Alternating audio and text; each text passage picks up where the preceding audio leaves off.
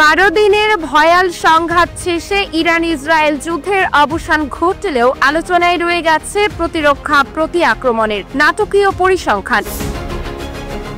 যুদ্ধের সময় ইরান যে বিপুল সংখ্যক ব্যালিস্টিক ক্ষেপণাস্ত্র ইসরায়েলের দিকে নিক্ষেপ করে তার বিপরীতে 3টি দেশের সম্মিলিত প্রতিরক্ষা ব্যবস্থায় কাজ করে। তবু এই সমবায় প্রতিরক্ষাও ইরানকে পুরোপুরি দমন করতে পারেনি।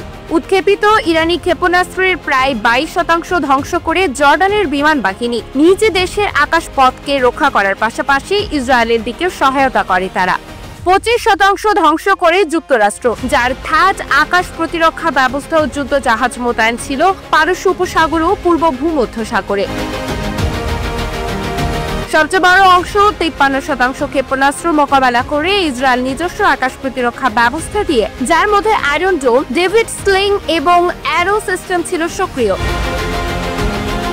কিন্তু প্রযুক্তিগত এই সফলতা সত্ত্বেও ইরান সামরিকভাবে একতরফাভাবে পরাজিত হয়নি। বিশ্লেষকদের মতে একাধিক স্থানে পাল্টা আঘাত ও গোপন সাইবার হামলার মাধ্যমে ইরান সামগ্রিক যুদ্ধের গতিপথে ভারসাম্য বজায় রেখেছে। আতিয়া ফিফা মাশফি, আন্তর্জাতিক ডেস্ক, বিপ্লবী বার্তা, ঢাকা।